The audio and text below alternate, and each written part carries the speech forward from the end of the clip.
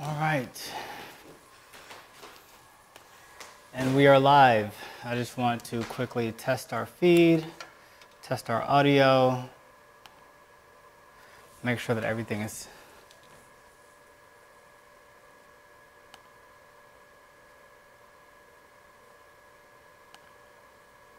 going right. All right, here we go. I see us live. Okay. And going right. I hear our audio, so I will cut that off. Good evening. My name is James K. Holder II. Some of you may know me as Sir James II, and I'd like to welcome you back to Not on My Watch Live. As always, I'd like to invite you to join me here every Wednesday at 7 p.m. And I'd like to ask you to subscribe, like, comment, and share. I want you to retweet this and repeat this.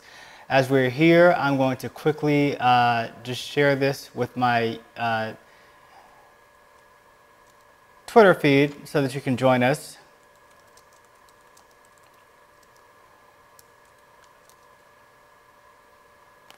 And I'd ask you to do the same. If you're watching, it is Wednesday, August 30th, 2017. And our country is heartbroken and reeling from the devastation that is still underway, and we are still seeing the revelations and the ramifications of with Tropical Storm or Hurricane Harvey that has impacted the Gulf Coast, specifically Houston, Texas.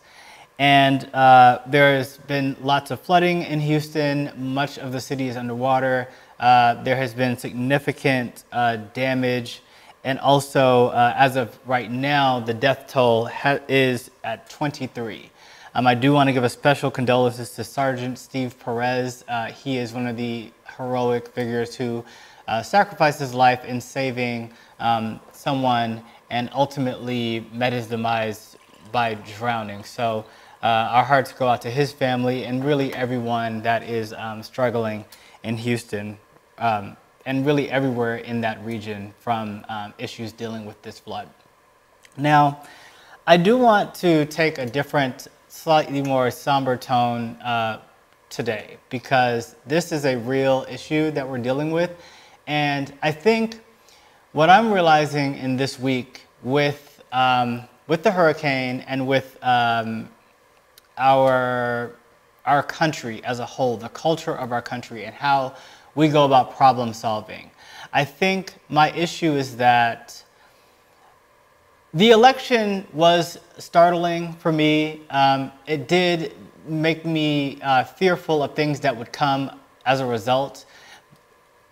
And I was never really so much concerned about this man, Donald Trump, and the petty grifting, right? We knew he was setting up all this groundwork. We knew he was doing all these things to sort of grift here and there. And so things like wearing the new USA hat and then selling them on his website and then using that money to go towards his next election, his re-election. I mean, certainly that's distasteful. Certainly it is sort of disgraceful as well, but that's not what I was concerned about because that was what we knew about Donald Trump. My concern was that what happens in our country when disaster strikes? Because in my view, and this is just in general, disasters on their own are never really the big problem. They're never the only issue, right? It's always, okay, this hurricane is bad, but coupled with resources having been cut or there having been a fire somewhere else or there having been improper sort of preparation in terms of law enforcement and fire departments, training in those ways, or whatever the resources are. If your food bank, your local food bank is not prepared, or there aren't enough resources in terms of just food or fuel in your region, it's going to lead to bigger problems. And that's ultimately what we're seeing now. It's what we typically see when there's any sort of major catastrophic natural disaster, which are trending upward, right? And we've been seeing this for well over a decade. You know, everyone talks about Hurricane Katrina and Hurricane Sandy. and even going to the earthquakes in Haiti, we always talk about these natural disasters and how, coupled with sort of massive areas of sort of not necessarily impoverished areas, but just areas that are not built up and set up to take on that sort of force or that sort of water. And so that's kind of what I want to talk about now. We don't have a president. And that's just a fact. You know, we can keep talking about, you know, news organizations and these outlets, and they're always following Trump for his every word and his tweet. Do you have a comment from the White House? Do you have this? There is no point to keep following this person around who has no interest in protecting us, no interest in being a leader for our families, for our civilization. There's no point. So my one call is to stop expecting Donald Trump to be presidential. Stop expecting him to do anything other than be out for his personal own moneyed interests, which we've known that was all his entire run and candidacy was about from the beginning. Stop expecting Ivanka Trump to reel him in and give him a heart. She doesn't have one either. Stop expecting Melania Trump to do anything other than embarrass herself, and she only embarrasses herself because she doesn't represent me. I mean, really. I liked the little dress-down jacket and the flood pants. That was cute. But the heels, it's just sort of a slap in the face. It's proof that you're not going to meet with any of the families, talk to any of the victims, really discuss anything other than, again, you going there to make it appear as though you care, make it appear that you're doing your job, when we know you have no interest in this, other than selling your FLOTUS caps. Similarly, Joel Osteen, America's asshole. Now let's talk about this person. On August 26th, this was like, I guess that would have been Sunday. Joel, on Sunday of all days, Joel tweets out from his ivory tower, "Victoria and I are praying for everyone affected by Hurricane Harvey. Please join us as we pray for the safety of our Texas friends and family." Now, there's two issues with this. One, I get now, this tweet comes out as this man closes his mega church that clearly could serve as a shelter for tens of thousands of people. It could absolutely be a resource for the city of Houston, which he has no doubt pilfered from for decades, and used his platform to, one, promote a brand of Christianity that is not one that I subscribe to. I'm a Christian. I believe in Jesus and the teachings of Jesus Christ. I don't believe in what Joel Osteen believes in, which is that we should support people for president like Donald Trump. These two people are effectively the same. They come from the same wealth. They come from the same level of selfishness. So did it surprise me that Joel Osteen didn't volunteer to do anything with his resources? No, it did not. And it's crazy because what I want to ask is, okay, even if Joel didn't do anything with his resources, what does shaming him really give you? Why is it that, you know, as soon as a Christian does this, then it becomes, oh, all churches are terrible, the mega churches are bad. Now, mega churches are generally bad, but there are some good churches out there that do a lot in the community. They engage with the police on behalf of their communities. They run churches, they run schools, they run after-school programs. They provide resources for families that are in need now. So I don't like the broad stroking of Joel Osteen's actions with Christians in general. Now, a lot of Christians are assholes. That's just the reality of it. Joel Osteen is one of them. But so are a lot of Americans. I mean, we're talking about Joel Osteen who sent out a tweet of prayers. But that's what everybody, like, you know, these disasters happen, and then all people do is send out a tweet of prayers, and then they move on with their lives. It's like prayers for Houston. But then you want to condemn as if you are ascribing to the same level of Christianity and responsibility as a Joel Osteen, because really there's no levels with this, right? You could talk about wealth and access and what you're able to do as someone like a Joel Osteen, but everyone in this country just about has some form of privilege. It does, in some form of access. I'm not saying everybody's rich. I'm not saying everybody has all this money or has all this notoriety or fame or anything.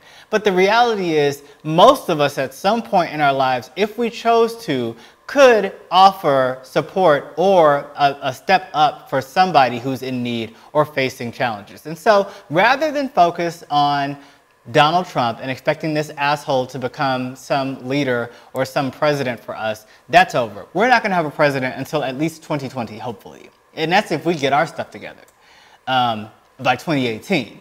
But today I'm not talking about 2020, I'm not talking about 2018, I'm talking about 20 today and 20 tomorrow. What are you doing to help your neighbors? What are you doing to help your community locally and at large? So let's just have a talk about this. I did not write this quote down today. I was a little bit emotional, so please forgive me because I'm not going to have titles in this. I will try to be as descriptive as possible in the notes below this video.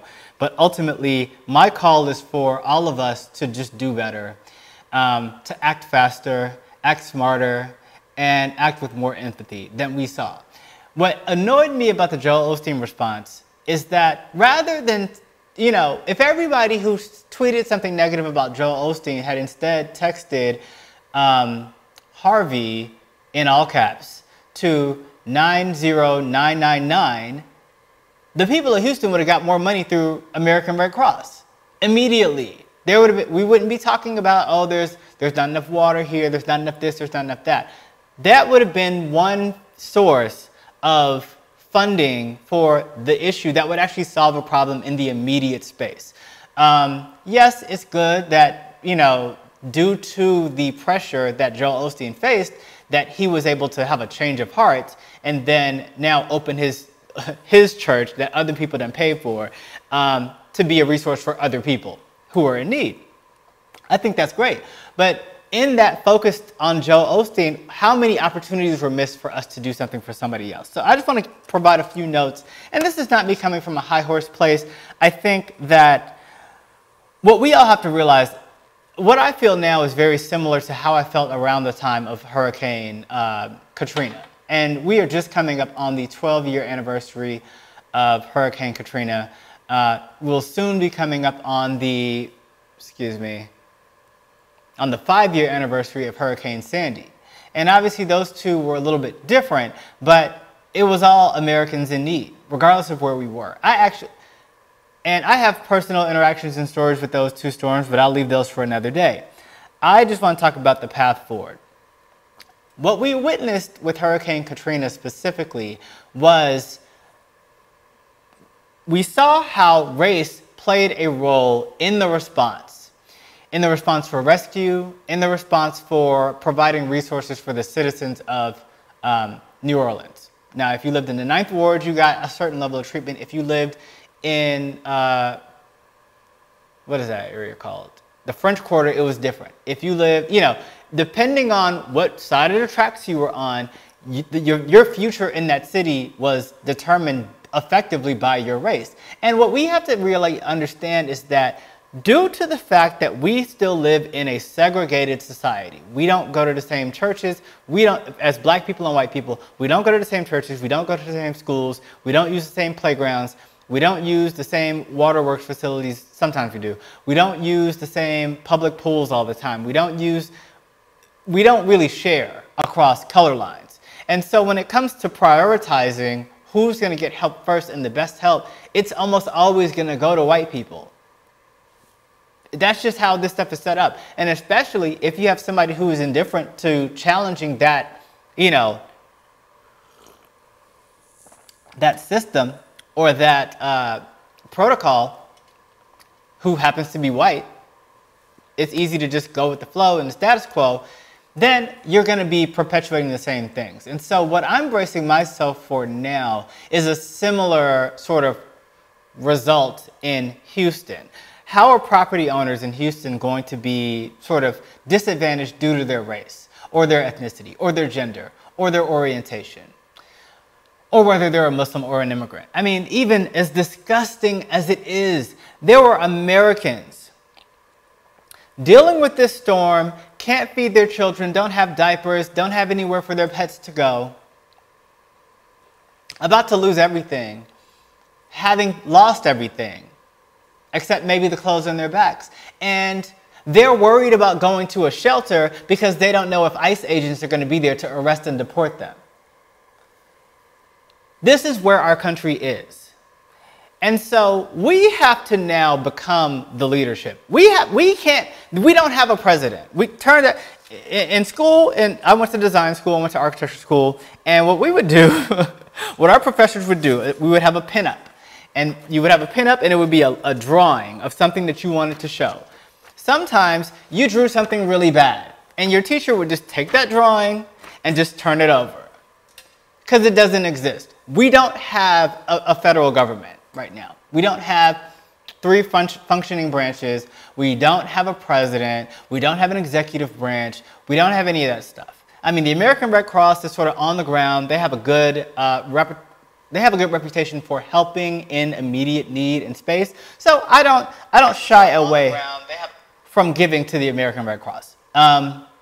Is it something that I'm counting on them to be the end-all be-all solution to all of these problems? Absolutely not, because in my mind, the chair of the American Red Cross is appointed by the President of the United States. And I don't know if Donald Trump appointed the current chair of the American Red Cross, but at this point, everything that touches that White House is tainted. It's over. So yes, send your text, send your $10, pay it on your next phone bill, move on. But separate from that, I want us to be the heroes.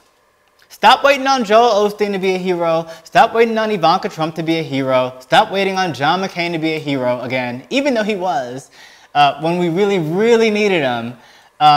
Stop doing it. Do this. Sometimes heavy hearts need heavy lifting, and that's what I'm calling on us to do now. So my question to you is, what are you going to do? And if you don't know, or if you haven't started yet, here are just some brief general pointers on where you can begin, and maybe this message will maybe get us out of the habit of pointing fingers and waiting on somebody else to start, waiting on somebody else to do the work, because we are all we have.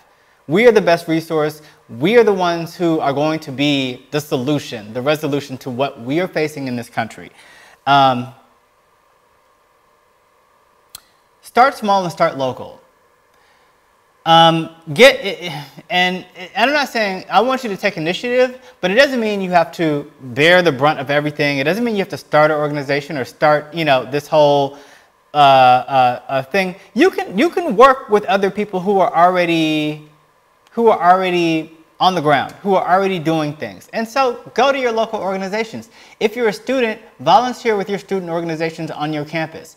If you attend a church, or if you don't attend a church, get involved with some of the progress and the programs that your church offers. Maybe there's a community college that offers something. And it doesn't have to be as specific as rescuing people from flood waters. I mean, what we have to be really keenly aware of right now is that there are, in any case like this, there's always several phases to how this is going to roll out. And yes, people are dying. That is tragic. There is not much many of us are going to be prepared or trained to do to rescue others in that sort of space. A few things you can do is be more prepared of your own resources when disaster strikes you. Know how to behave during a hurricane. Know how to behave during a tornado. Have water at your house already. Whether it's a gallon of water per person in your home. Have that stored away that you don't drink on a regular basis, but you have it. Have access to water in your car. Have preserved foods in your car, in your home. Those are things that you can do to start the ball, just so that you don't become a problem for somebody else. If you have an iPhone, you can't have an extra battery. But you know, what do we see on social media all the time? Oh, my battery's dying, my battery's dying. If you have a phone that has a battery that can be taken out, you should have already bought 1 or 2 extra batteries. Keep them on you. Keep one in your car so that in the event that disaster strikes, you're not completely out there and can't be a resource for yourself or somebody else. Those are a few things, and that's coming from a dry place. I realize that. This is a really extemporaneous rant, but I do specifically want to talk about other things that you can do and just be really, really engaged. Get involved in your organizations. If you don't have time to volunteer, donate. Donate locally. Yes, of course, anytime you donate to something federal or a large national organization or international organization, there's gonna be a lot of overhead. So a lot of the money that you donate to those bigger organizations is going to go to overhead that you probably don't want your money going towards. Everybody wants all of their money to go just to healing or just to helping. But the reality is some of the money you send to the Red Cross is going to go towards them sending out emails to raise more money. Some of it's going to go towards transporting their personnel. Some of it's going to go to paying people salaries and not necessarily feeding infants, you know, formula or you know, providing motels for people whose houses have been burned down. You have to be aware that that is a risk you take when you donate to these organizations. So if you can't give freely and you want to be one of these people online talking about, oh, don't give to the Red Cross because I remember what they did in Haiti, you're not helping. Understand how those organizations work before you decide to be involved in them. And that way you don't have the heartbroken and problems later. How many people online, and I don't even want to get into that rant, I'm not going to do it because it makes no sense. We don't have time for this. We need to be on the ball. If you have an objection to larger organizations, start small or start your own organization.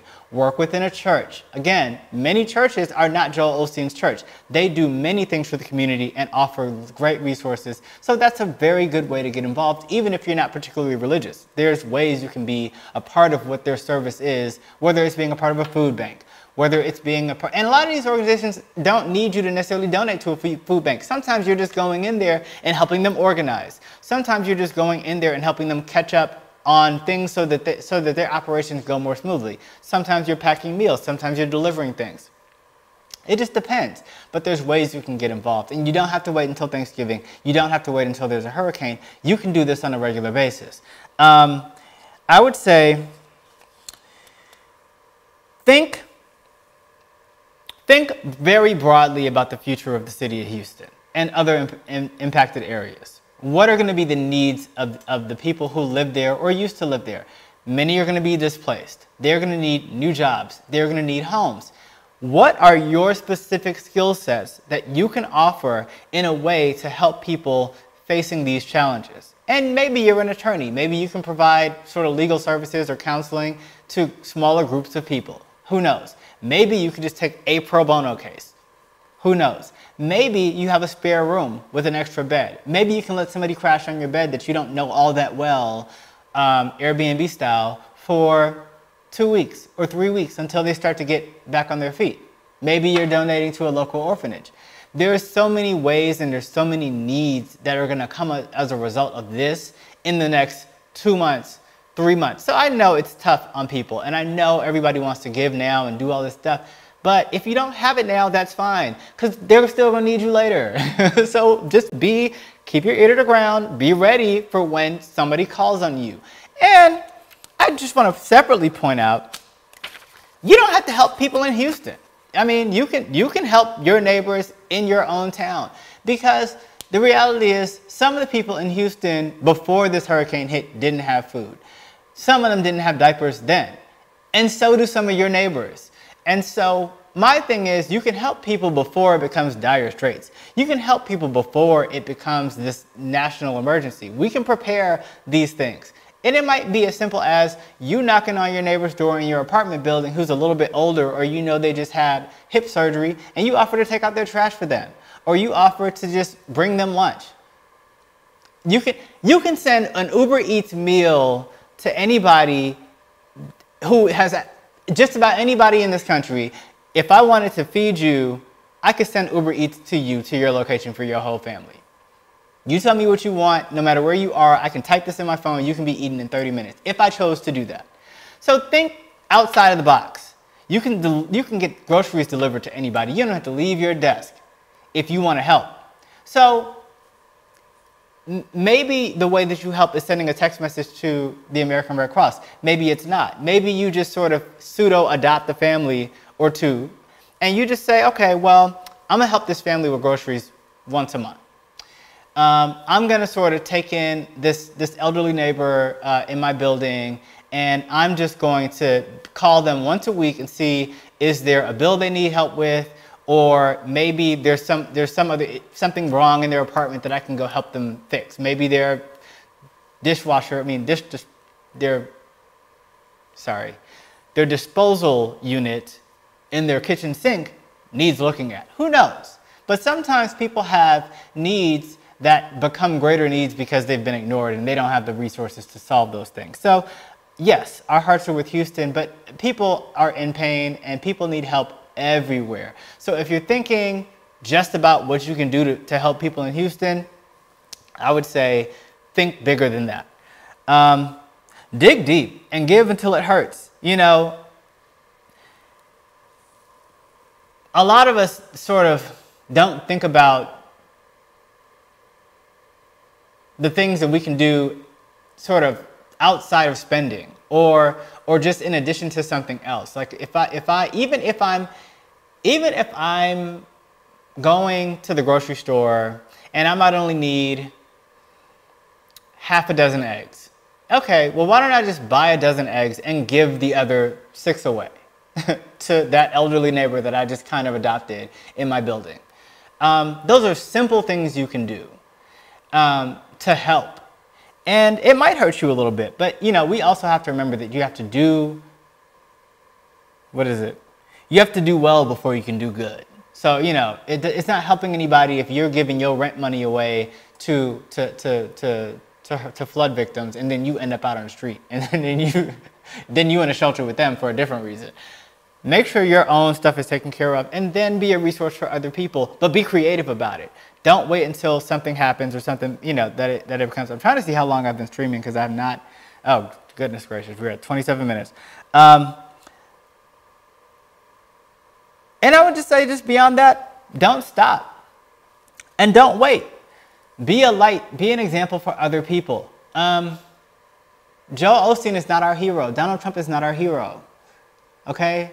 So, you know, we every single time we start doing this, you start looking to the celebrities and it's like, oh, well, how much did Beyonce give? How much did Floyd Mayweather give anything? He just won all that money. But you could give of your own resources, and sometimes when you're in need, you don't need $2 million of aid or support. Sometimes you just need a sandwich. Sometimes you just need a bottle of water. Sometimes you just need somebody to give you a ride. Sometimes you just need a couple quarters to help you get on the bus. We have to stop thinking about these larger sort of issues as they're so distant and they're so infrequent, because it's everywhere. Everybody needs this type of help. And I think there's ways that you can contribute and be a source of healing for others that doesn't really merit you being a firefighter or you being a policeman or you being a doctor or you being all these other things. You can serve others. You don't have to have a college degree to do that. You don't have, and I'm paraphrasing Dr. Martin Luther King. He has a great quote that I might put in the end just for people to witness.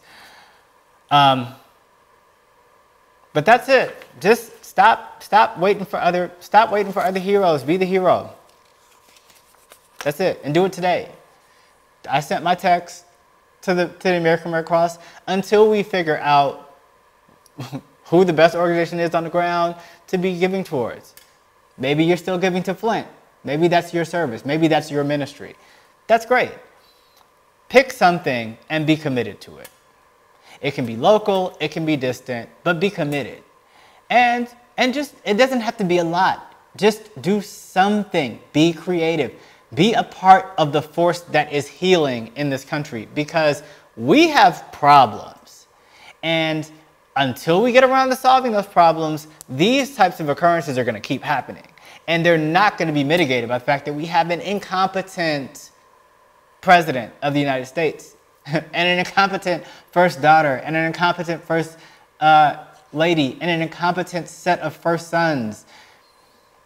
It's just not going anywhere anytime soon. So we have to do the work. We have to do the heavy lifting. And I'm sorry, that sounds like it's from an elitist place, but you can check my resume on things that I've done and other disasters, and I'm not going to use this time to talk about what I've done with my resources.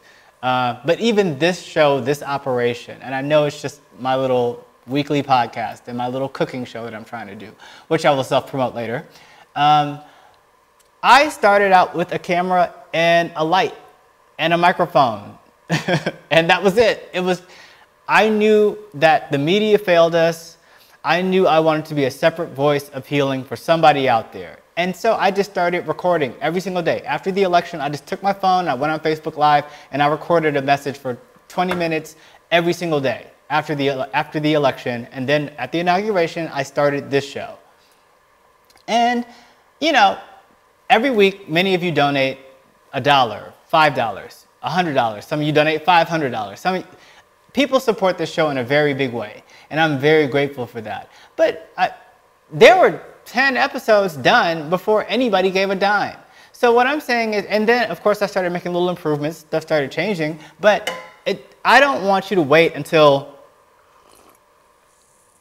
everything is perfect before you start using your voice, before you start using your resources to help others. Because if you're starting from somewhere, there's something you can do. You can do something. Don't wait.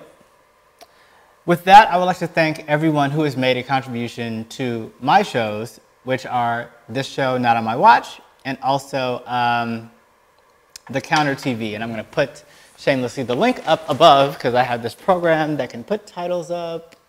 We talked about this. And so if you'd like to become a friend of the show, like these friends, you can donate $1 or more to the website above, www.paypal.me/jkh2. I will use that towards the show. Right now, I am in sort of dire need for another microphone so that I can do interviews. And microphones are very, very expensive. And so just to throw it out there, I have the one microphone that goes into a receiver on the other end, but it only has one transmitter. So I need an additional transmitter and receiver mixer, or I need 2 microphone transmitters and 1 receiver with a mixer so that I can continue to do interviews and other content that involve other people on this show. That was an email I sent out earlier. So without further ado, I'd like to thank Jan B, Jennifer W, Nancie M, Wilson T, Katelyn W, Chris B, Megan B, Archel B, thank you Archel, Pamela H, Mary B, Lori W, Marcia T, Deborah D, and 2 other people. This Twitter handle is perfect. At Revoke Donald, awesome, and CamUmag6. Those are this week's friends of the show. I'd like to thank you all for again watching the premiere of The Counter TV. That aired last week. This week I'm getting my stuff together, and we will resume airing that show on Thursday, September 7th, 2017. So as of right now, I'm anticipating that this show will air on Wednesdays at 7 p.m. I was a little late today. And then that show will air on Thursdays at noon, frankly, between noon and 4, because the uploads on HD videos kind of takes a while. So Thursday afternoon until we figure it out. And I hope you'll continue to stay tuned to that program. I hope you'll continue to support. If you'd like to become a producer level sponsor of The Counter, it would require that you donate $100 to the link above. And that is a really significant way to help, just because with that show there is a lot involved. And so I just appreciate all the support with that show, all the support with this show. I cannot thank you all enough, and I'm so excited to continue to bring that to you and this as well. With that, I would like to leave with my prayers for Houston and other impacted areas. There are no words, but we are called in these times to dig deep and work from within, work from where you are, use your resources, use your voice, and be of help and healing to someone else. And that's all I'd like to leave you with this evening. With all that said, I'd like to ask you to relax, relate, and resist. Thank you.